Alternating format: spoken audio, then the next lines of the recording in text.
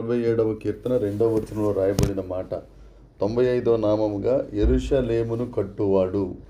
దేవుడి వాక్యము ద్వారా మనందరితో మాట్లాడునుగాక. దేవునికి స్తోత్రం. పాడైపోయిన యెరూషలేమును, లేదంటే శత్రువులు కూలగొట్టిన యెరూషలేమును కట్టువాడు ఆయనే. దేవుడు మన జీవితములను కట్టే దేవుడు. ఎందుకంటే యెరూషలేమును కట్టిన ఆయన. యెరూషలేము సర్వనాశనం అయిపోగా యెరూషలేము కనీసం ఆ దేవాలయపు రూపమును కోల్పోగా దానిని కట్టినవాడు ఆయనే.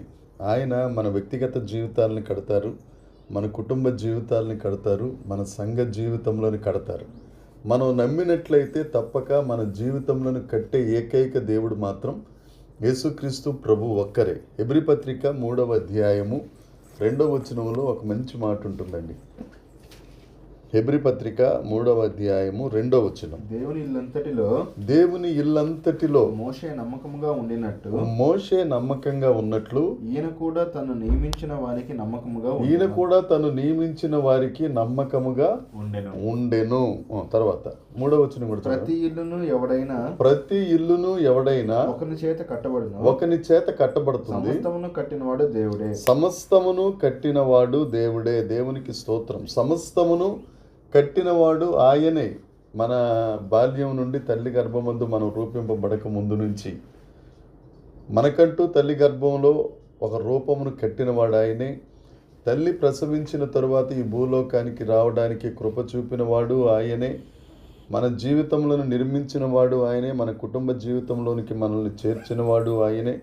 సంఘంలోనికి చేర్చినవాడు ఆయనే. ఆయన మహిమను మనలోనికి ప్రవేశింపచేసిన దేవుడు కూడా ఆయనే. ఆయన చెప్తున్నాడు ఈ 95వ గుణాతిశయముగా, నేను యెరూషలేమును కడతాను, యెరూషలేము దేవాలయమును పునర్నిర్మిస్తాను. అలాగే పడిపోయిన వారిని అందరినీ ఆయన లేవనెత్తి కట్టువాడు ఆయనే. ఎవరైనా పడిపోయిన వారు ఉన్నారు అని అంటే వారి జీవితంలో ఎవరు కడతారు అంటే యేసుక్రీస్తు ప్రభువే కడతారు. ఎందుకంటే 127వ కీర్తన 1వ వచనం ప్రకారం, యెహోవా ఇల్లు కట్టించని ఎడల దాని కట్టువారి ప్రయాస వ్యర్థము. దేవుడే మన ఇల్లు కట్టించాలి. అది ఏదైనా కానీ, అక్కడ ఇల్లు అని రాయబడింది కానీ ఏదైనా ఒక కార్యం చేయాలన్నా, ఒక ఉద్యోగం రావాలన్నా, ఒక స్థితిలోనికి మనం వెళ్ళాలన్నా, ఒక సంఘంలో ఒక స్థానం మనం సంపాదించాలి అనన్నా, దేవుని మహిమతో మనం నింపబడాలి అనన్నా, ఏది జరగాలన్నా దేవుడే కట్టాలి. విశాఖపట్నంలో ఒక కుటుంబం 18 సంవత్సరాలు అయింది వాళ్ళు విడిపోయి. ఇక వాళ్ళు కలుస్తారు, భార్యాభర్తలు కలుస్తారని వాళ్ళిద్దరికీ నమ్మకం లేదు. ఎంతోమంది మధ్యవర్తిత్వం చేశారు, ఎంతోమంది రకరకాల ప్రయత్నాలు చేశారు, బ్రతిమలాడారు, బెదిరించారు, అన్నీ అయిపోయినాయి. ఎవరి వల్ల ఏమీ కావాలేదు. అయితే మొట్టమొదట భర్త మారు మనసు పొంది ప్రార్థన చేయటం మొదలుపెట్టారు తన కుటుంబం కొరకు. నా కుటుంబాన్ని కట్టు ప్రభా, 18 సంవత్సరాలు అవుతుంది, 2 పిల్లలు పెళ్ళిడికి వచ్చేసారు, నా కుటుంబాన్ని కట్టు తండ్రి అని ప్రార్థన చేస్తూ ఉంటే ఆశ్చర్య కార్యములను జరిగించి గొప్ప దేవుడు తన భార్యతో మాట్లాడి ఆవిడే ఇంటికి వచ్చేటట్లుగా మంచి మనసు కలుగజేసి వారిద్దరూ కలుసుకుని ఉద్యోగాలు మానేసి దేవుని పరిచర్య చేయటం మొదలుపెట్టారు. 2 పిల్లలు మంచి పొజిషన్లో ఉన్నారు. వారు ఇప్పుడు అమెరికాలో ఉన్నారండి. ఎలా అయిందనంటే ఇక వాళ్ళ కుటుంబం అయిపోయిందని ప్రతి ఒక్కరు సంఘంలో ఉన్నవాళ్లే శోచనీయం ఏంటి అని అంటే, సరిదిద్దవలసిన సంఘమే దూరం అయిపోయినప్పుడు కూడా వీళ్ళిద్దరూ కలవరని చెప్పి తీర్పు తీర్చేసింది సంఘం పేరొద్దు, సంఘం తీర్పు తీర్చేసింది. అలాంటి పరిస్థితులలో కూడా అందరూ విడనాడని గొప్ప దేవుడు, యెరూషలేమును కట్టేవాడు, వారి జీవితములను కట్టి నిలబెట్టి వారినంటూ సంఘంలో ఒక మంచి స్థితికి తీసుకొచ్చి ఎవరైతే వారిని విమర్శించారో వారి ఎదుటే వారిని పైకెత్తి దేవుని నామమును మహిమపరుచుకొనిన గొప్ప దేవుడు యేసుక్రీస్తు ప్రభు. ఈ దినాన్న దేవుడు మనతో మాట్లాడుతున్న పరిస్థితి ఏంటి, మాట ఏంటి అని అంటే, మనకు ధైర్యం ఇచ్చే మాట ఏమిటి అని అంటే, మనం ఏ స్థితిలో ఉన్నప్పటికీ, మనం ఎలాంటి పరిస్థితులలో ఉన్నప్పటికీ, అందరూ మనల్ని విడనాడినప్పటికీ, మనకంటూ కనుచూపు మేరలో వెలుగనేది లేనప్పటికీ, దేవుని వైపు చూసి దేవుణ్ణి నమ్ముకుంటే, ఆయన్ని నమ్ముకోవటం మీదే జీవితం అంతా ఆధారపడి ఉంటుందండి క్రైస్తవ జీవితం. ఆయనను నమ్ముకుంటే యెరూషలేము కట్టబడుతుందని ఎవరు అనుకోలేదు. శత్రురాజులందరూ ఎంతో సంతోషించారు. శత్రురాజులందరూ ఎంతో ఉల్లసించారు. ఎందుకంటే యెరూషలేము కూలిపోవాలన్నదే వారి కోరిక. శత్రువులందరూ కలిసిపోయి దేవాలయానికి విరోధులైపోయి దేవాలయం పడిపోయినప్పుడు పండగ చేసుకున్న వారందరూ. అయితే ఎక్కడైతే దేవాలయం విమర్శల పాలైందో, బలవంతుడైన దేవుడట, వీళ్ళ దేవుడు శత్రువులు ఎదుట భోజనం పెట్టే దేవుడట, కూలగొడుతుంటే కనీసం పట్టించుకోని దేవుడితను అని రకరకాల మాటలు అన్నప్పుడు అదే యెరూషలేమును కట్టి అదే యెరూషలేము మీదికి మరలా తిరిగి వస్తూ ఆ యెరూషలేము నుండే రక్షణ వచ్చేటట్లుగా ప్రపంచమునకు యూదుల ద్వారా రక్షణ కలిగేటట్టుగా సహాయం చేసిన వాడు యేసుక్రీస్తు ప్రభువండి. ఆ దేవుడు ఆ యెరూషలేమునే కట్టినప్పుడు తప్పక నిన్ను నన్ను మన జీవితాలను కట్టగలిగిన సమర్థుడు. ఏమండి, మీకు వందనాలు. ఏంటి ఓకే అంత అయిపోతున్నా అంటే మీరు చెప్తా ఉండండి, నేను డిస్టర్బ్ చేస్తానా ఓకే అంటే.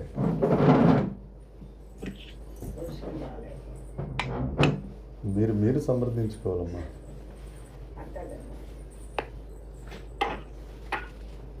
యెరూషలేమునే యెహోవాయే కట్టుచున్నవాడని, యెరూషలేము యెహోవాయే కట్టుచున్నవాడని, వారి గాయములన్నీయు కట్టుచున్నవాడని,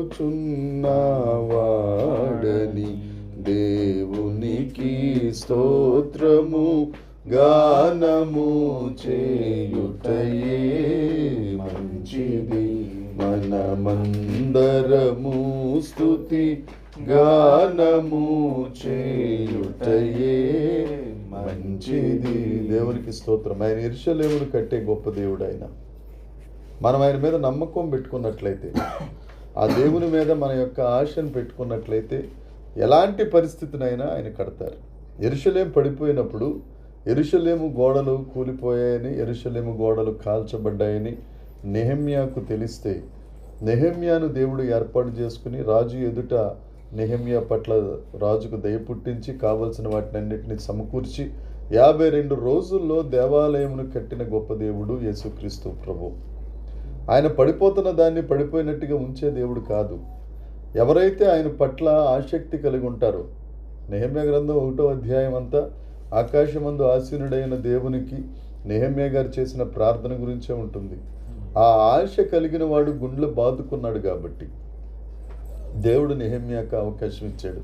దానియేలు గ్రంథం 9వ అధ్యాయంలో దానియేలు గారి కన్నీటి ప్రార్థన ఉంటుంది. ఎందుకంటే 70 సంవత్సరాలు పూర్తయిపోతున్నాయి ప్రభువా, ఇంకా కొన్ని నెలలు ఆగితే 70 సంవత్సరాలు పూర్తయిపోతాయి. నువ్వు ప్రవచనం యెర్మీయా ద్వారా మాట్లాడావు కదా తండ్రి, బబులోను చెరలో మీరు 70 సంవత్సరాలు ఉంటారు అని నువ్వు పెట్టిన ఆ కాల పరిమితి పూర్తయిపోతుంది నాయన. దయచేసి నీ కనుదృష్టి మా మీద ఉంచి మా పాపములను క్షమించి. దానియేలు ఏం పాపం చేయలేదండి, దానియేలు ఎటువంటి పాపం చేయలేదు, నెహెమ్యా ఎటువంటి పాపం చేయలేదు. కానీ దేవాలయం పట్ల దేవుని ప్రజల పట్ల వారికి ఉన్న ఆసక్తి, అత్యాశ దేవుడు తప్పక తిరిగి కడతాడు, పడిపోయిన దానిని పడిపోయినట్లుగా ఉండనిచ్చేవాడు కాదు, ఆయన కడతాడు అని వారు నమ్మారు కాబట్టి ప్రార్థన చేశారు. దేవుడు ఆ దేవాలయాన్ని కట్టాడు. బానిసత్వంలో ఉన్న బబులోను చెర నుండి తన ప్రజలను దేవుడు విడిపించి యెరూషలేముకు వారిని తీసుకుని వెళ్ళాడు. అదే దేవుడు ఒకవేళ మన పరిస్థితులు ఎలా ఉన్నాయో, మనం పాపమే చేసాం, తప్పే చేసాం, దేవుని నీతికి సరైన బ్రతుకు మనం బ్రతకట్లేదు, దేవునికి ఉగ్రత కలిగించే వారిగా మనం ఉన్నాం, అన్నీ ఓకే. అయితే ఆయన వైపు మనం చూస్తే, ప్రభువా నేను పడిపోయాను తండ్రి, ఉన్నపాటు నీ దగ్గరికి వస్తున్నాను, నా బ్రతుకుని బాగు చేయి ప్రభువా అంటే మన బ్రతుకులను కట్టగలిగిన వాడు ఒకడు ఉన్నాడండి. ఇక ఆయన కట్టలేడు, నా వల్ల కాదు, ఆయనకు కూడా ఆయన మొహం చూపించుకోలేననే పిచ్చి పిచ్చి మాటలు మనం మాట్లాడవలసిన అవసరం లేదు. ఎన్ని తప్పులు చేసినప్పటికీ ఆయన మనల్ని క్షమించే గొప్ప దేవుడు. పేతురు గారండి, పేతురు యేసుక్రీస్తు ప్రభు శిలువ యాగానికి గెత్సెమనే తోటకి వెళ్లే ముందు, నేను ఇక కొన్ని దినాలు మీ మధ్యన ఉంటానంటే సాతానా వెళ్ళిపోమని పేతురుని గద్దించాడు యేసుక్రీస్తు ప్రభు. అయితే ఆయన గురించి అంటాడు మత్తయి సువార్త 16వ అధ్యాయము 18వ వచనం. మత్తయి సువార్త 16వ అధ్యాయము 18వ వచనం. మరియు నీవు పేతురువు, బండ మీద నా సంఘమును నీ కట్టుదును. బండ మీద, నీవనే బండ మీద నా సంఘాన్ని కడతాను, పాతాళపు పాతాళపు ద్వారములు దాని ఎదుట నిలువ నేరవు. నేరవు. ఎంత భాగ్యం ఇచ్చేసాడు చూడండి. పేతురు పడిపోతూ ఉండేవాడు, రకరకాల మాటలు మాడి దేవుని చేత తిట్లు తినేస్తుండేవాడు. అయినా కానీ పేతురుని పిలిచి, పేతురా నేను నీ మీద నా సంఘాన్ని కడతాను, పాతాళపు ద్వారములు దాని ఎదుట నిలువ నేరవు. పడిపోతున్నాడని చెప్పి దేవుడు పడిపోయిన వాడిని అక్కడ వదిలిపెట్టేసి దాటిపోయే దేవుడు కాదు మన దేవుడు. ఆఖరికి చిన్న పిల్లల దగ్గర కూడా యేసుక్రీస్తు నాకెవరో తెలియదన్న అదే పేతురుని దేవుడు ఏర్పాటు చేసుకుని ఆ మేడగదిలో పరిశుద్ధాత్మ అగ్నితో నింపి ఆయన మాట్లాడుచుండగా 3,000 మంది కట్టబడే విధంగా మొదటి ప్రసంగంతోనే 3,000 మంది బాప్తిజం. హృదయములో పొడవబడిన వారై అని ఉంటుంది అక్కడ. హృదయాలు పొడిచే అంత బలమైన సందేశాన్ని పరిశుద్ధాత్మ దేవుడు పేతురుని వాడుకుని మాట్లాడారు. పడిపోయిన ఆయన్ని కట్టినవాడు దేవుడు. అదే దేవుడు మనతో మాట్లాడుతున్నాడు. ఎక్కడ పడిపోయావో, ఆత్మీయ స్థితిలో పడిపోయావో, లేకపోతే ఆర్థిక పరిస్థితుల్లో పడిపోయావో, రక్షణ విషయంలో పడిపోయావో, క్రియల విషయంలో పడిపోయావో. ఎందుకంటే క్రియలు లేని విశ్వాసము మృతము. నువ్వు విశ్వాసంలో కొండవచ్చు, కానీ ఆ క్రియలు లేకపోతే ఆ కొండ కూడా వృధా ప్రయాసం, మట్టి కొండతో సమానం. క్రియలు కలిగినది ఒకవేళ క్రియలు లేవేమో ప్రభు, ఆ క్రియలు లేవు నాయన సహాయం చేయ తండ్రి అనంటే నిన్ను కట్టే దేవుడు, నేను తోసేసే దేవుడు కాదు. ఎట్టి పరిస్థితుల్లో నిన్ను తోసేయడు, అసలు నిన్ను కాపాడుకునే దేవుడు. కాకపోతే మనం ఆయన వైపు తిరగాలి, ఆయన నమ్ముకోవాలి. నీ నమ్మిక చొప్పునే నీకు జరుగును అన్న మాట. ఎంతైతే మనం నమ్ముతామో అంత మనకు సహాయం చేసే దేవుడు యేసుక్రీస్తు ప్రభు. ఎఫెసీ పత్రిక 2వ అధ్యాయము 19వ వచనం, 20వ వచనం, 21వ వచనం చదువుదాం. ఎఫెసీ పత్రిక. కాబట్టి మీరిక మీదట పరజనులను పరదేశులనై ఉండక పరిశుద్ధులతో ఏకపట్టణస్థులను దేవుని ఇంటి వారునై ఉన్నారు. అన్యులమైన మనలందరినీ, ఎక్కడెక్కడో ఉన్న మనలందరినీ యేసయ్య దేవాలయం అనే కుటుంబం కిందకి ఏ విధంగా తీసుకొచ్చాడు, యేసయ్య దేవాలయము అనే ఒక కప్పు కిందకి తీసుకొచ్చి ఎక్కడెక్కడ వారమో ఆయన మనల్ని అందరినీ ఒక ఇంటి వారిగా చేశాడు. ఆ దేవుడు మాట్లాడుతున్నాడు. చదవండి. క్రీస్తు యేసు ముఖ్యమైన మూలరాయి ఉండగా ప్రవక్తలను వేసిన పునాది మీద మీరు కట్టబడి ఉన్నారు. ఎవరి పునాది మీద మనం కట్టబడ్డాం? అపోస్తలులు వేసిన పునాది, ప్రవక్తలు వేసిన పునాది. ఏంటి అపోస్తలులు వేసిన పునాది? ఈ మధ్యకాలంలో ఎక్కువగా మనం ఈ మాట వింటున్నాం. అపోస్తలుల బోధ, అపోస్తలులకు యేసుక్రీస్తు చేసిన బోధ, అపోస్తలులు మనకు చేసిన బోధే అపోస్తలుల బోధ. ఏమిటంటారు దాన్ని? ఈ దేవుని వాక్యమందు, ప్రార్థన యందు, సహవాసమందు, రొట్టె విరుచుటయందు ఎడతెగక మనం ఉండాలి. అది అపోస్తలుల బోధ. యేసుక్రీస్తు జనన మరణ పునరుద్ధానాల గురించి మనము తెలియచేయాలి. యేసుక్రీస్తు ప్రభు 2వ రాకడ గురించి మనం పట్టుగలిగిన వారమై మనం అనేకులకు దానిని విషదపరచు వారిగా ఉండాలి. యేసే దేవుడు అనే ఆ నీడ కింద మనమందరం బ్రతకాలి. ప్రవక్తలు చెప్పింది అదే, అపోస్తలులు చెప్పింది అదే. దాని క్రింద మనం అందరం ఒక ఇంటి వారిగా మనం ఉండాలి. చాలామంది ఏమనుకుంటారంటే దేవుని కృప అందరికీ దేవుడు ఇల్లు ఇచ్చారు కాబట్టి అందరిని బట్టి దేవునికి వందనాలు. చాలామందికి భూమి మీద కొంతమందికి ఇళ్ళు లేవు. అందరికీ ఇళ్ళు ఉన్నాయి కానండి నాకు ఇల్లు లేదు అని చాలామంది చింతలతో, బాధలతో, రకరకాల పరిస్థితులతో ఉంటారు. అయితే దేవుడు అంటారు, యేసుక్రీస్తు ప్రభు అంటారు, ఆయన గెత్సెమనే తోటకు వెళ్లే ముందు చేసిన ప్రసంగాల్లో ఒక ప్రసంగం యోహాను సువార్త 14వ అధ్యాయం 1వ వచనం చదువుదాం. 1వ వచనం. దేవునికి స్తోత్రం. 95వ గుణాతిశయముగా మనం నేర్చుకుంటుంది, యెరూషలేమును కట్టువాడు మనల్ని కూడా కడతాడు. మీ హృదయాలు కలవరపడనియొద్దండి. దేవునిలో విశ్వాసం ఉంచండి చాలు. ఉంచండి. నా తండ్రి ఇంట అనేక నివాసాలు ఉన్నాయి, లేకపోతే మీతో చెప్తాను కదా. మీకు స్థలాన్ని సిద్ధపరచడానికే నేను వెళ్తున్నాను. దేవునికి స్తోత్రం. నీ కొరకు పరలోకంలో ఒక ఇల్లు కట్టబడుతుంది. దేవుని జనాంగమా, దేవుని ప్రియురాల, నీ కొరకు నా కొరకు ఒక ఇల్లు కడుతున్నారు అక్కడ. ఎక్కడైతే మనం కట్టుకోవాలా అక్కడ ఆయన కడుతున్నాడు మన కొరకు. అయితే ఇక్కడ మనం ఒకటి చేయాలి. ఏమి చేయాలంటే ఏదైనా ఒక బిల్డింగ్ని చూసామనుకోండి, ఒక మంచి కట్టడాన్ని, ఒక ఇల్లుని చూసామనుకోండి, ఎవరిదో కానీ ఇల్లు ఎంత బాగుందో, ఎంత అయ్యి ఉంటుందో, ఎంత కష్టపడి కట్టారో, ఇలాంటి మాటలు ఆడవాళ్ళకి అప్పచెప్పాము అని అంటే బెడ్రూమ్లు ఎంత ఉన్నాయో, కిచెన్స్ ఎంత పెద్దవి ఉంటాయో, ఎన్ని సామాన్లు పెట్టుకోవచ్చో, వాళ్ళకి 4 స్టవ్లు 4 బర్నర్లు ఉన్నదైనా సరిపోదు. 12 బర్నర్లు ఉంటే కానీ వాళ్ళకి మనశ్శాంతిగా ఉండదు. ఏమండి, అలాంటివన్నీ ఆలోచిస్తారు. ఎందుకు చెప్పాను ఈ మాట అని అంటే, నువ్వు దేవుని ఇల్లు. మనం చదువుకున్నాం కదా, ఎఫెసీ పత్రిక 2వ అధ్యాయం 20వ వచనంలో, మూలరాయి క్రీస్తే, ఆ క్రీస్తే మూలరాయిగా కట్టబడిన ఇల్లు మనం. ఇప్పుడు నిన్ను చూసిన వారందరూ ఏమనుకోవాలి, ఈ సురేష్ ఎవరి ఇల్లు, ఈ సురేష్ ఎంత చక్కగా కన్స్ట్రక్ట్ అయ్యాడు, ఇంత చక్కగా డ్రెస్అప్ చేసుకున్నాడు, ఇంత చక్కగా మాట్లాడుతున్నాడు, ఇంత చక్కగా చూస్తున్నాడంటే ఇతని ఎవరి ఇల్లు అని వాళ్ళు అనుకుని, ఓహో వీళ్ళు దేవుడిని నమ్ముకున్న వారు కదా, ఇది యేసుక్రీస్తు ఇల్లు అని నువ్వు చెప్పుకోవడం కాదు. నేను యేసుబాబుని నమ్ముకున్నానండి, నేను యేసుబాబుని నమ్ముకున్నాను, మీరు కూడా ఇచ్చి వాళ్ళు చెప్పాలి.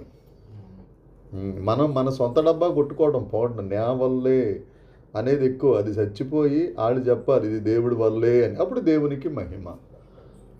ఎందుకంటే యెరూషలేమును కట్టువాడు, నిన్ను కట్టువాడు ఆయనే, నీ వలన మహిమ పొందువాడు ఆయనే. నీ అంతటి నువ్వే కొట్టుకుని ఎంతసేపు కొట్టుకుంటావు, చేతులు లాగేస్తే డప్పు పక్కన పెట్టేస్తావు. అదే వాళ్ళు కొట్టడం మొదలు పెట్టారనుకో, నువ్వు ఆనందిస్తావు, దేవుడు ఆనందిస్తాడు. ఏమండి, నిన్నటి దినాన్ని కూడా మనం ప్రస్తావించుకున్నాం. క్రీస్తు యేసు యొక్క భార్య పరిశుద్ధుడైన యోహాను ఆత్మవశుడై ఉన్నప్పుడు ఆ దూత చెప్తాడు, బాబు రా ఒకసారి యేసు ప్రభు భార్యను చూద్దుగాని రా అని. ప్రకటన గ్రంథం 21వ అధ్యాయం 10వ వచనం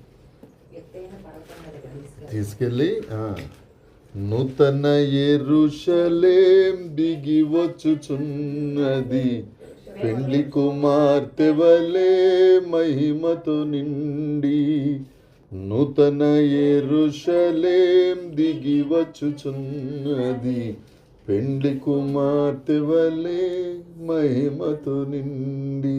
చదువుదామండి 21. ఆత్మవశుడైన నన్ను ఎత్తైన గొప్ప పర్వతం మీద కొనిపోయి యెరూషలేము అను పరిశుద్ధ పట్టణము దేవుని మహిమ గలదై పరలోకమందున్న దేవుని యొద్ద నుండి దిగి వచ్చుట నాకు చూపెను.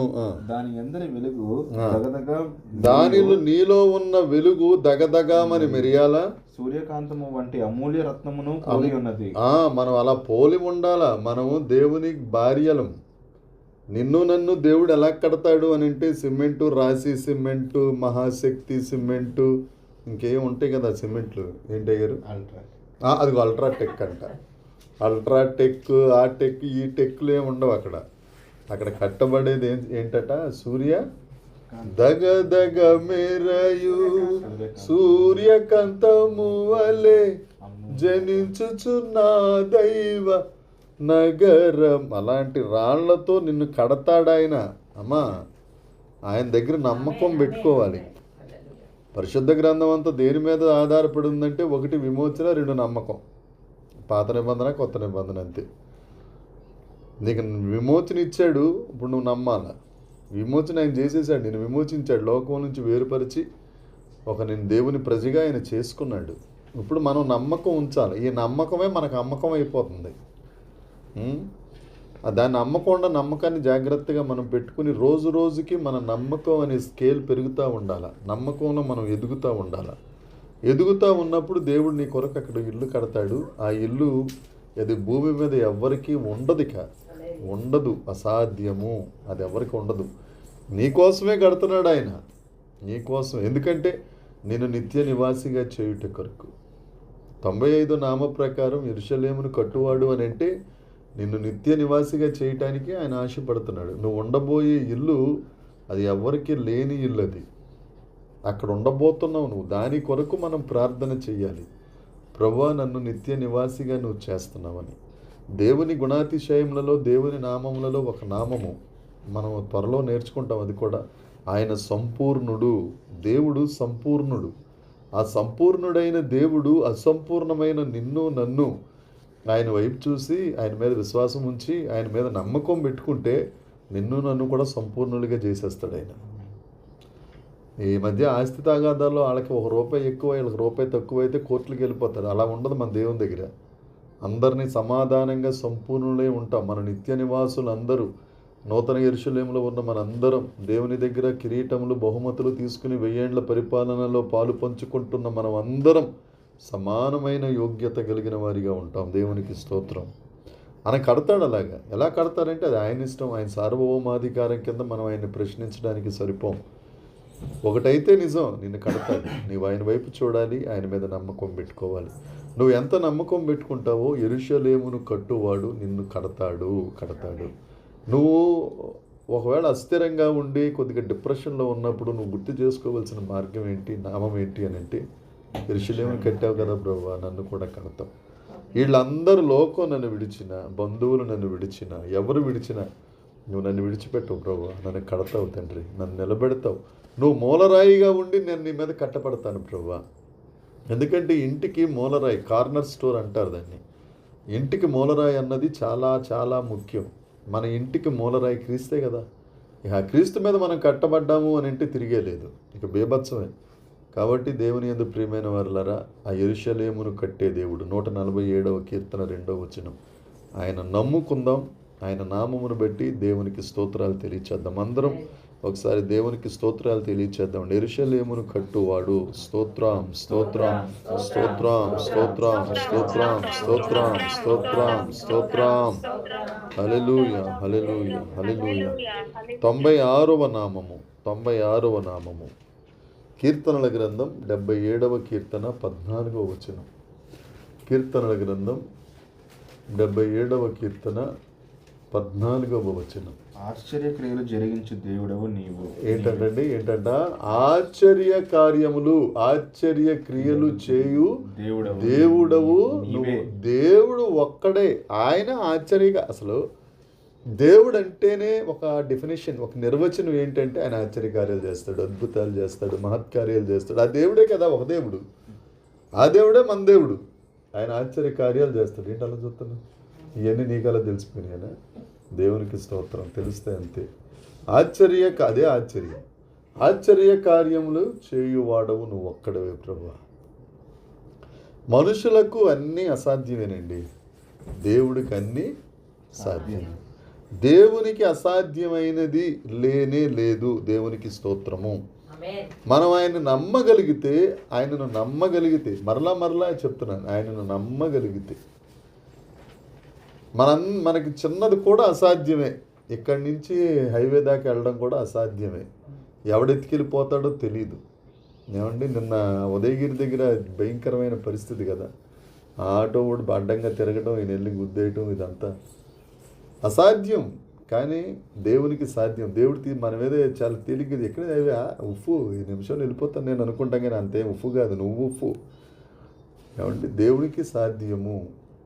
మనకి ఏదైనా అసాధ్యం ఉందనుకోండి, ఈ 77వ కీర్తన 14వ వచనం మన మధ్యలోకి వచ్చేయాలి. మనకి డ్రాబ్యాక్ ఎక్కడంటే టైమ్లీ ఆ సమయానికి సందర్భానికి తగిన వాక్యం మన మెదడులో వెలగదు. ఎందుకంటే కాస్త మాంసాహారులు కదా, దాని మీద కొద్దిగా అది లేట్ అవుద్ది. ఈ లోపల జరగాల్సింది జరిగిపోద్ది. దేవుని వాగ్దానాలు, దేవుని వాక్యము మన హృదయం మీద వ్రాసుకుంటే మరొకసారి చాలాసార్లు అనుకున్న 119వ కీర్తన 105వ వచనం. నీ వాక్యము నా పాదములకు దీపము, నా త్రోవకు వెలుగు. గ్యాలరీ ఉన్న వాళ్ళు ఎవ్వరూ ఏం మాట్లాడట్లేదు.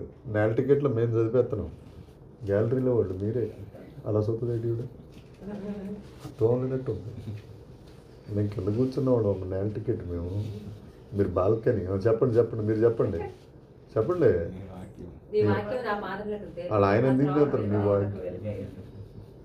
నీ వాక్యం నా పాదములకు దీపము, నా త్రోవకు వెలుగు. ఆ వాక్యం మన గుండెల్లో మెరిస్తే చాలు, ఆశ్చర్యకార్యాలు చేసే దేవుడు మనకు ఆశ్చర్యక్రియలు చేస్తాడు. అన్నిటికంటే ఆశ్చర్యం ఏంటో తెలుసా అండి? ఓ పాపి పరిశుద్ధుడిగా మారడం. దాన్ని మించిన ఆశ్చర్యం ఇంకోటి లేదు. అంత గొప్ప ఆశ్చర్యం ఆయన చేశాడు. దానికి ఉదాహరణ ఎవరు అని అంటే మన కొత్త నిబంధనలో ఉన్న సౌలు గారే. క్రైస్తవులందరినీ చంపేద్దామని చెప్పేసి సాక్షిగా నిలబడ్డాడు. స్టెఫనుకు సంతకం పెట్టింది ఈయన గారే. అయితే అంత దుర్మార్గుడైన సౌలుని దేవుడు ఏం చేసేసాడు అని అంటే పౌలుగా మార్చాడు. మళ్ళా పైన 9వ అధ్యాయంలో ఏమని ఉంటుంది? ఇజ్రాయేలీల ఎదుటను, రాజుల ఎదుటను, అన్యజనుల ఎదుటను నా నామమును భరించవలసి ఉన్నదని చెప్తాడు ఆయనతో, ప్రవక్తతో. అంత గొప్పగా ఎవరు మారుస్తారు? దేవుడు మాత్రమే మార్చగలడు. నీ ఎదుట అసాధ్యమైంది. సౌలు మారతాడని అపోస్తలులే నమ్మలేదండి. సౌలు మారతాడని. ఇక్కడ ఏది నాన్న ఇది? ఎన్నో వచ్చిన ఇది? 10వ వచనం చదవండి ఒకసారి. దమస్కులో అననీయ అనే ఒక శిష్యుడు ఉన్నారు. ప్రభు దర్శనమందు అననీయ అతని పిలువగా అతడు ప్రభువా ఇదిగో నేనున్నానను. అందుకు ప్రభువు నువ్వు లేచి తిన్నని అనబడిన వీధికి వెళ్ళి యూదా అనువాని ఇంట తార్సువాడనైన సౌలు అనువాని కొరకు విచారించుము. చూడండి ఎంత కరెక్ట్ అడ్రస్ చెప్పాడు. ఇదిగో అతడు ప్రార్థన చేస్తున్నాడు. అననీయ అను ఒక మనుషుడు లోపలికి వచ్చి తాను దృష్టి పొందినట్లు తల మీద చేతులుంచుట చూచి ఉన్నాడని చెప్పాను. అందుకు అననీయ ప్రభువా ఈ మనుషుడు యెరూషలేములో నీ పరిశుద్ధులకు చూసారండి ఏమని చెప్తున్నాడు? ప్రభువా ఈ మనుషుడు యెరూషలేములో నీ పరిశుద్ధులకు ఎంతో కీడు చేశాడయ్యా. అతను మారడం ఏంటి తండ్రి? ఇది ఎక్కడ కర్మ ప్రభువా అని అన్నట్టుగా మాట్లాడుతున్నాడు. దేవుడికే సమాధానం చెప్తున్నాడు ఈయన. ఎందుకంటే సౌలు గారు అంటే అంత బ్రాండ్గా ఈయన మారడో అని బ్రాండ్ వేసేసారు అపోస్తలులు. పరిశుద్ధాత్మతో నింపబడిన వారు సైతం సౌల మారడో. అలాంటి వారిని సైతం మార్చి ఆశ్చర్యకార్యం చేశాడా లేదా దేవుడు? ఇప్పుడు వీళ్ళందరూ ఆయన అంత అన్యులకు అపోస్తలుడు అయిపోతే వీళ్ళందరూ బాబు నువ్వు మారుతావని మేము అనుకోలేదు బాబు అని అంటారు. నాలంటుడు ఉంటే అంటారు తప్పకుండా మెట్టు మధ్యాహ్నం పుట్టినాడు. ఏమండి అంత ఆశ్చర్యకార్యం చేసిన దేవుడు మన జీవితాల్లో కూడా ఇది జరగదు, ఇది నా వల్ల కాదు, ఇది నా జీవితంలో ఈ ఆశీర్వాదం నాకు లేదు అని ఒక నిర్ణయానికి ఎవరైనా వచ్చేస్తే ఈ మాట మీ కొరకే. దేవుడు మీతోనే మాట్లాడుతున్నాడు. ఆయన ఆశ్చర్య కార్యములను చేసే గొప్ప దేవుడు. దేవునికి స్తోత్రం, దేవునికి స్తోత్రం. అబ్రహాం గారు ఆయన గురించి మంచి మాట ఒకటి ఉంటుంది. రోమపత్రిక 4వ అధ్యాయము 18వ వచనం అండి. నిరీక్షణకు ఆధారము లేనప్పుడు అతను నిరీక్షణ కలిగి నమ్మాను. నిరీక్షణకు ఆధారం లేనప్పుడు ఆయన నిరీక్షణ కలిగి నమ్మాడు. పిల్లలు పుడతారు, నీకు పిల్లలు పుడతారు అబ్రామా, నీ పిల్లలు పుడతారు శారక్క అంటే చిచ్చి మాకు పిల్లలు పుట్టడం అంటే అసహ్యం అన్నట్టుగా మాట్లాడారు వాళ్ళు. ఇక ఈయన నవ్వాడు, అబ్రాం గారు నవ్వారు, శారక్క లోపల తలుపు సాటి నుంచి నవ్వేసింది. ఏం మళ్ళీ చెప్తున్నాడండి, మళ్ళీ జోకులేదు అతనుడు ఇప్పుడు దేవుడు అని అనుకుని ఉంటారు నా ఉద్దేశ ప్రకారం. నవ్వారు, నమ్మలేదు, నవ్వారు కానీ దేవుడు ఆదికాండం 18వ అధ్యాయంలో మరలా వచ్చే సంవత్సరం ఈనాటికి నీ చేతుల్లో పిల్లోడు ఉంటాడు, ఆయనకి నవ్వు ఇస్సాకు అని పేరు పెట్టారు కదా, పెట్టేశారు. ఏమండి అంటే ఎంత గొప్ప ఆశ్చర్యం అది. అందుకనే 136వ కీర్తనలో కీర్తనాకారుడు అంటాడండి 4వ వచనంలో భలే మంచి మాట అంటాడు. అండర్లైన్ చేసేసుకోండి అన్నమాట. 136వ కీర్తన 4వ వచనం. ఆయన ఒక్కడే మహాశ్చర్యకార్యములు చేయవాడు. కొంచెం గట్టిగా చదవండి. ఆయన ఒక్కడే మహా ఆశ్చర్య కార్యములను.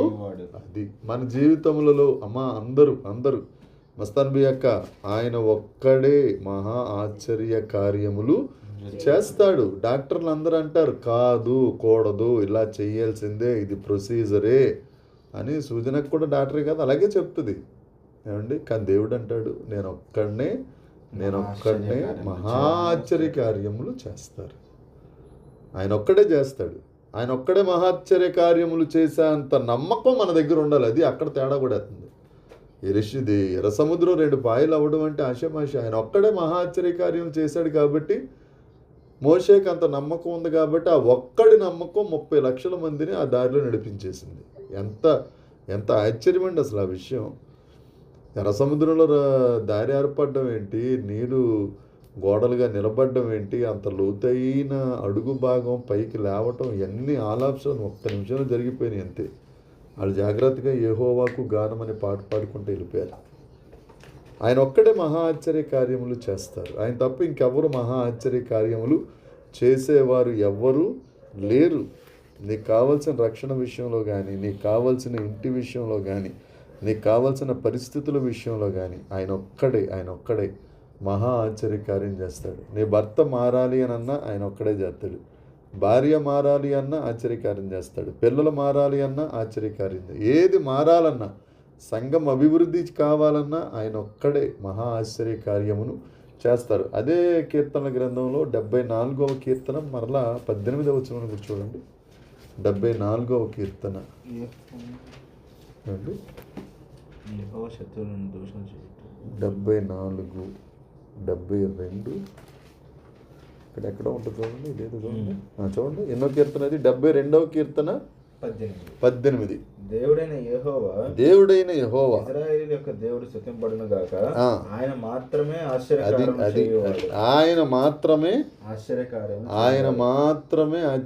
నీ జీవితంలో చేస్తాడు. నువ్వు నమ్మాలి. పొద్దున్నే లేచిన ప్రార్థన, పొద్దున్న లెగ్గానే ఏంటి ప్రార్థన ఏంటి అని అంటే మన ప్రార్థన, ప్రభువా నాకు ఉద్యోగాన్ని ఇచ్చావు స్తోత్రం నాయనా, ఒకవేళ నేను ఉద్యోగానికి 1 గంట లేట్గా వెళ్ళినా అక్కడ ఫేస్ ఐడి అప్పుడే పని చేయాలి, అప్పుడు దాకా పని చేయకూడదు. 10:30కి మేము వెయ్యాలి ప్రభువా, 10:30కి అది 5:30కి ఆపే తండ్రి, 11:30కి నేను వెళ్ళేటప్పుడు అది పని చేయాలి ప్రభువా, అప్పుడు దాకా ఆఫీసర్లు కూడా ఎవరు రాకూడదు ప్రభువా తండ్రి, మరలా 3 గంటలకల్లా పని చేయాలి తండ్రి, 5 గంటలకు ఆగిపోదు ప్రభు.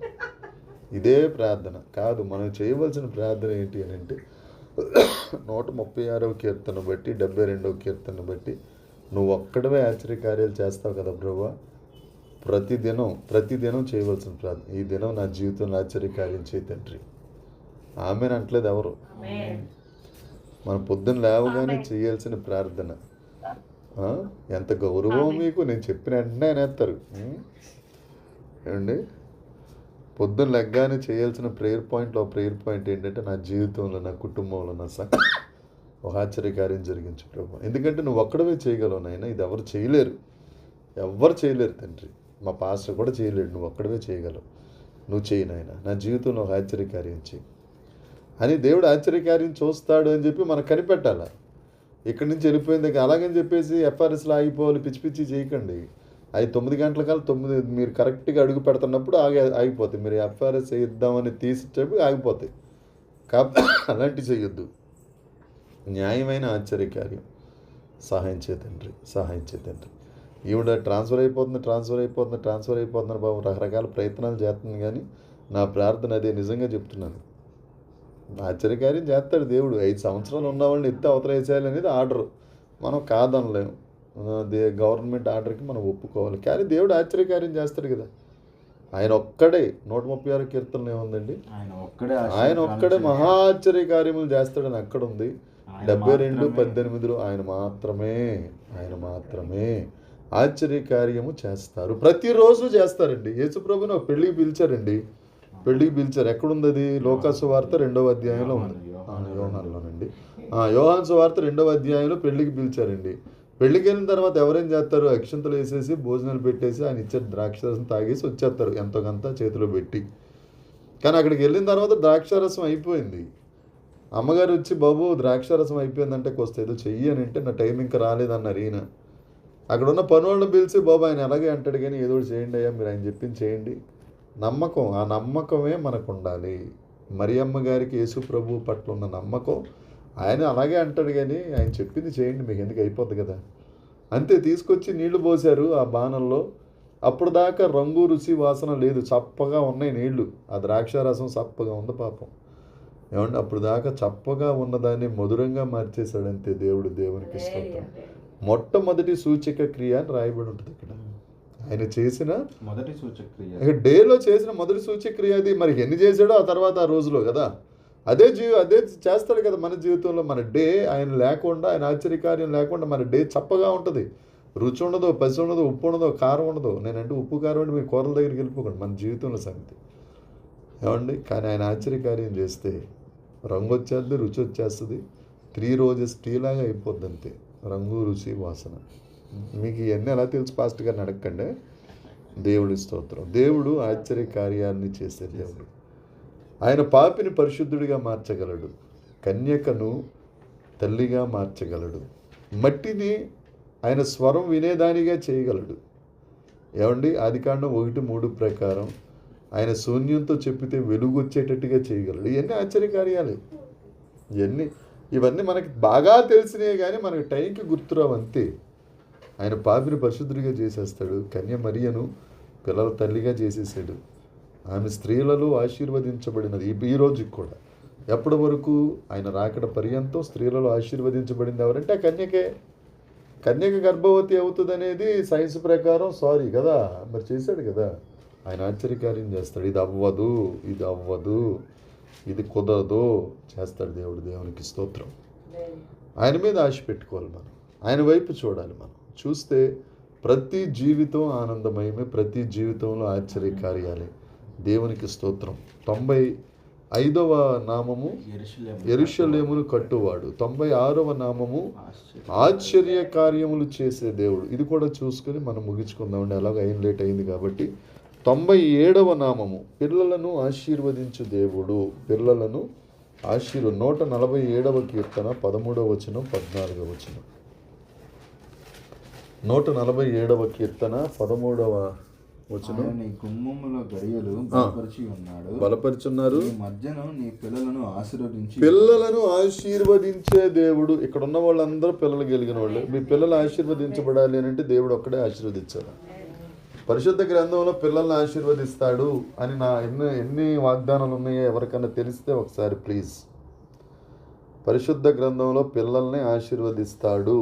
పిల్లలు ఆశీర్వదిస్తారు, పిల్లలు ఆత్మను పొందుకుంటారు, పిల్లలు ఉపదేశం చేస్తారు, ఇలాంటివన్నీ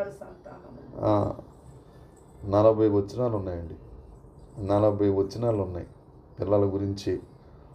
పిల్లల్ని అందరికీ పిల్లలు ఉన్నారు కానీ పిల్లల గురించి ఆశీర్వచనాలు చెప్పండి అని అంటే అందరూ మౌనంగా ఉన్నారు. ఎందుచేత? మౌనమే అంగీకారమా? ఎన్నని తెలియదు కానీ మొత్తానికి పాస్టమ్ గారికి బైబిల్లో ఉన్నాయని మాత్రం తెలుసట. అది అందరికీ తెలుసు కదా.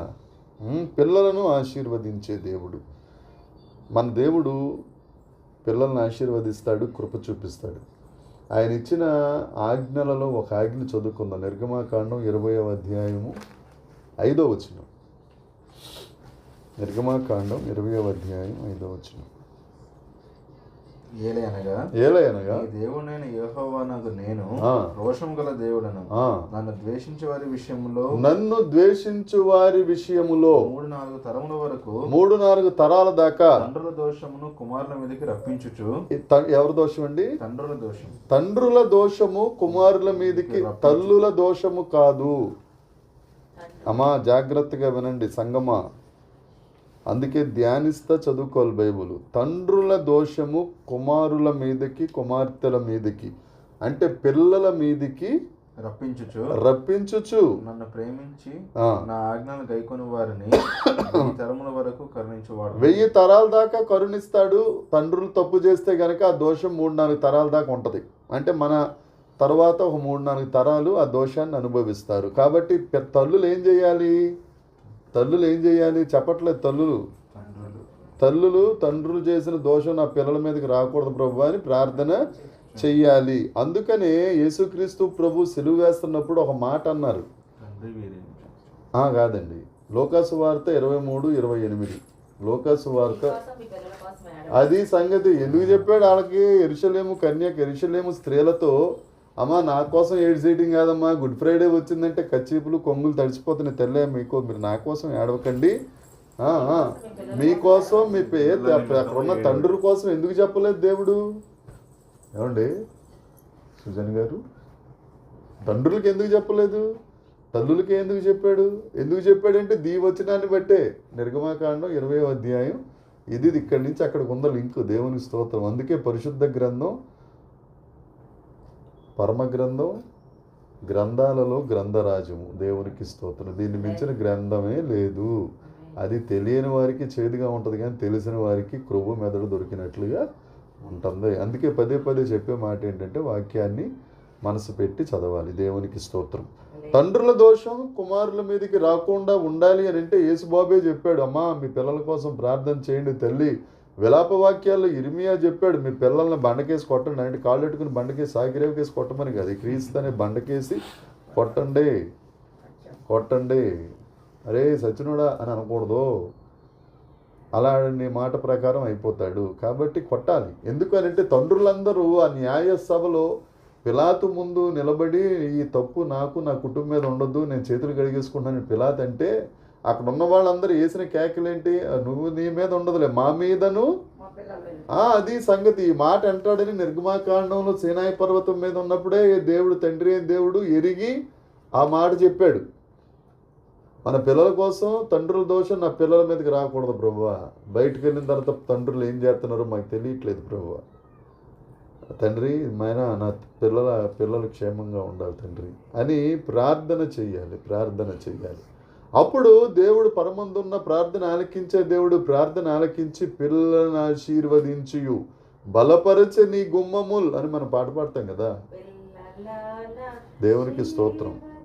అయితే ఒక మాట మీకు ఉజ్జీవాన్ని ఇచ్చే మాట. మన పిల్లలను మన మనసులో ఏ విధంగా ఉండాలని మనం ఆశిస్తున్నామో దయచేసి ఆమెను అనడానికి రెడీగా ఉండండి. తల్లులారా, మీ పిల్లలు ఎలా ఉండాలని మీరు ఆశిస్తున్నారు, మీ పిల్లలు అలా ఉంటారు. దేవుడిచ్చిన మాటని. ఎందుకంటే పిల్లలు ఆశీర్వదిస్తూ పెడతారు కదా. నా పిల్లలు ఇలా ఉండాలి, నా పిల్లలు తండ్రుల కంటే తల్లులు ఎక్కువ ప్రార్థన చేస్తారు పిల్లల కోసం. ఆ పిల్లలు ఆ విధంగా ఉండేటట్లుగా దేవుడు చేస్తాడు. ఎందుకంటే ఆయన పిల్లల్ని ఆశీర్వదించే దేవుడు కాబట్టి. రెండవది, నీ పిల్లలు మొదటిది నువ్వు పిల్లలు ఆశీర్వదించబడాలంటే నువ్వు ఆశ కలిగి ఉండాలి, ప్రార్థన చేయాలి. రెండవది, సేవకుడు ఎవరైతే ఉన్నారో ఎవరైనా కానివ్వండి, వాక్యం చెప్పేవారు ఎవరైనా పిల్లల గురించి 40 వచనాలు వల్లిస్తున్నప్పుడు నేను స్వతంత్రించుకుంటున్నాను అని మీరు మాట్లాడాలి. నోట్లో అనుకోకూడదు, గట్టిగా అనాలి. ఈ పిల్లలకి నాదే. ఒకవేళ నువ్వు కనుక స్వతంత్రించుకోలేదు అనుకో, నీ నెత్తి మీద నుంచి వెనకాలలోకి వెళ్ళిపోతుంది. వాళ్ళు ఆ వాగ్దానాన్ని స్వతంత్రించేసుకుంటారు. దేవుడు ఏమని చెప్తాడు? మత్తయి సువార్త 11వ అధ్యాయం 12వ వచనంలో ఒకసారి చూడండి అయ్యారు. మత్తయి సువార్త 11వ అధ్యాయం 12వ వచనం. బాప్తిస్మిచ్చు యోహాను దినమును మొదలుకొని ఇప్పటి వరకు పరలోక రాజ్యము బలత్కారుల చేత బలత్కారంగా బలవంతంగా ఆశీర్వచనం పాస్టర్ నోట్లో నుంచి వస్తుందనేసరికి ఆమేన్ అనాలి. దేవుడు ఆమేన్ అంటే పాస్టర్ గారు ఆమేన్ అన్న తర్వాత అందాంలే అని అనుకున్నారు అనుకో, అది బలత్కారంగా ఎవరొకరు పెట్టేసుకుంటారు, వాళ్ళు ఆశీర్వదించబడతారు, మనం నోరావుచుకు చూడటమే. అర్థమవుతుందండి? బాప్తిస్మిచ్చు యోహాన్ దగ్గర నుంచి ఇదే పని. బలత్కారంగా పట్టేసుకుంటున్నారు పరలోక రాజ్యాన్ని. మనం సునిశ్చితంగా పర్లేదులేండి, ఆఖరి ప్లేట్ నాదేలేండి, మిగిలినంతా నాదేలేండి అంటే ఏమి ఉండదు అక్కడ, డేక్షలు తప్ప. కాబట్టి దేవుని వాగ్దానాలు స్వతంత్రించుకుందాం తల్లులా. ఇది మీకోసమే. 115వ కీర్తన 13వ వచనం 14వ వచనం ఒకసారి చదువుదాం. 115వ కీర్తన. పిన్నలనేమి పెద్దలనేమి తన యందు భయభక్తులు కలిగిన వారిని యెహోవా ఆశీర్వదిస్తారు. యెహోవా మిమ్మును మీ పిల్లలను వృద్ధి పొందించును గాక. ఆమేన్. మనల్ని మన పిల్లలు వృద్ధి పొందాలి అని అంటే దేవుడే పిల్లల్ని ఆశీర్వదించే దేవుడే ఆశీర్వదించాలి. కాబట్టి తల్లులారా, ఆడవాళ్ళారా, పిల్లలు లేనివాళ్ళారా, మీరందరూ దేవుని దగ్గర ప్రార్థన చేయండి పిల్లల కోసం. సూజన్ వెస్లీ అని నువ్వు కాదు, నువ్వు సూజన్ పృథ్వీ. ఒకవేళ నేనే అనుకుని నువ్వు నిలబడుతున్నావు. సూజన్ వెస్లీ అని ఒక ఆవిడ ఉండేది.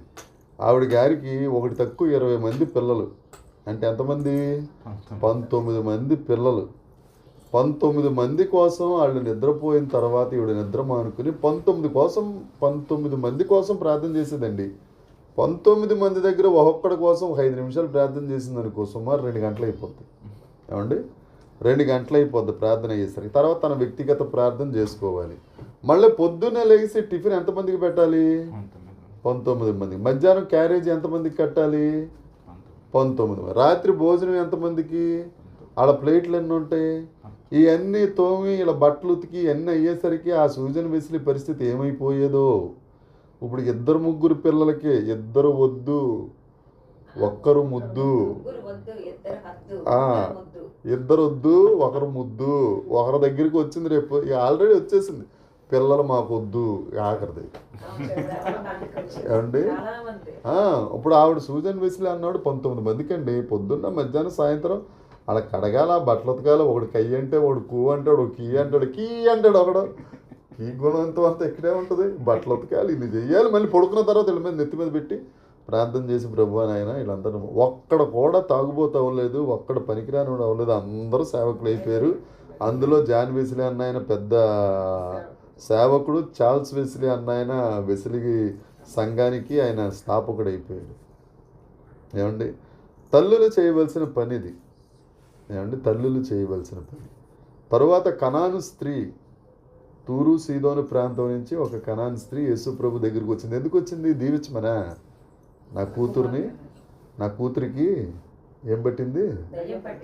ఇప్పుడు చాలామంది కూతురులకి దెయ్యం పట్టేసింది, కొడుకులకు కూడాను. అందులో ముఖ్యమైన దెయ్యం ఏంటి అని అంటే ఇంటర్నెట్ అనే దెయ్యం, మొబైల్ అనే దెయ్యం పట్టింది. ఇప్పుడు ఆ మొబైల్ అనే దెయ్యం నుంచి బయటికి రావాలంటే తల్లులారా మీరేమి చేయవలెను? వారితో పాటు మనం కూడా రీల్స్ చూసేదాము, ప్రార్థన చేయాలి. ప్రార్థన చేశారనుకోండి, వాళ్ళు తప్పక మారుతారు, పిల్లల్ని ఆశీర్వదిస్తాడు. ప్రార్థన కోసం ఆయన వెయిట్ చేస్తున్నాడు ఆశీర్వదించేద్దామని. మీరేమో సరే చేద్దాంలే ప్రభా, వాటికి అయిపోయింది, డ్యూటీ లేట్ అయిపోయింది, కాన్ఫరెన్స్ జూమ్లు ఎన్ని అబ్బాయి కష్టం అయిపోయింది, నువ్వు కూడా జీవం మీద ఉంటే అవకాశం చూడు ప్రభా అని ఆయనకే మనం అవకాశం ఇస్తాం. 1వ యోహాను పత్రిక 2వ యోహాను పత్రిక 4వ వచనం. ఇంక ఇదే ఆఖరైంది. 2వ యోహాను పత్రిక ఎన్ని అధ్యాయాలు ఉన్నాయో? 4వ వచనం అండి. తండ్రి వలన మనము చదవండి. ఇదేంటి ఎలా ఉంది బైబుల్ ఇది? 2వ యోహాను పత్రిక 4. చదవండి. తండ్రి వలన మనము ఆజ్ఞను పొందిన ప్రకారము నీ పిల్లల్లో కొందరు సత్యమును అనుసరించి, ఇక్కడ కొందరు అని ఉంది కదా, కొందరు సత్యమును అనుసరించి నడుచుచుండుట కనుగొని బహుగా సంతోషించుచున్నాను. కొందరు ఉంటేనే బహుగా సంతోషిస్తున్నాడట. పక్క పేజీ తిప్పండి. 3వ యోహాను పత్రిక 4వ వచనం చదవండి. నా పిల్లలు సత్యమును అనుసరించి నడుచుకొనుచున్నారని వినుట కంటే నాకు ఎక్కువైన సంతోషం లేదు. అంటే 2వ యోహాను పత్రిక 3వ యోహాను పత్రిక ఎంత తేడా ఉందో చూడండి. అక్కడ కొందరు, ఇక్కడ అందరూ. అక్కడ నేను సంతోషిస్తున్నాను అంటాడు, ఇక్కడ దాన్ని మించింది లేదు అంటాడు. కాబట్టి చెప్పొచ్చేది ఏంటి అని అంటే, కుటుంబం అంతా పిల్లలందరూ సత్యంలో ఉన్నారు. సత్యం అంటే యేసుక్రీస్తు ప్రభు, నేనే మార్గము సత్యం జీవం. ఆ సత్యం అనే యేసుక్రీస్తు ప్రభువులో ఉండాలి అని అంటే, చెదిరిపోకుండా ఉండాలి అని అంటే, ఆ భారము ఆ సిలువ మొయ్యాల్సింది మాత్రం పిల్లలే. మీరు ప్రార్థన చేస్తే తల్లులారా, దేవుడు తప్పక వారిని ఆశీర్వదిస్తాడు. దేవుడు పిల్లల్ని ఆశీర్వదించునుగాక. అందరం కలిసి 3 గుణాతిశయాల కొరకు దేవునికి స్తోత్రం చెప్దాం. మొదటిది, యెరూషలేమును కట్టువాడు. స్తోత్రం స్తోత్రం స్తోత్రం స్తోత్రం స్తోత్రం స్తోత్రం స్తోత్రం స్తోత్రం స్తోత్రం. 2వ గుణాతిశయము, ఆశ్చర్య కార్యములు చేయు దేవుడు. స్తోత్రం స్తోత్రం స్తోత్రం స్తోత్రం స్తోత్రం స్తోత్రం. 3వది, పిల్లలను ఆశీర్వదించు దేవుడు. స్తోత్రం స్తోత్రం స్తోత్రం స్తోత్రం స్తోత్రం స్తోత్రం. దేవుడి వాక్యమును మనందరి వినికిడిలో దీవించి ఆశీర్వదించి ఫలభరితము చేయునుగాక. ఆమేన్ ఆమేన్ ఆమేన్.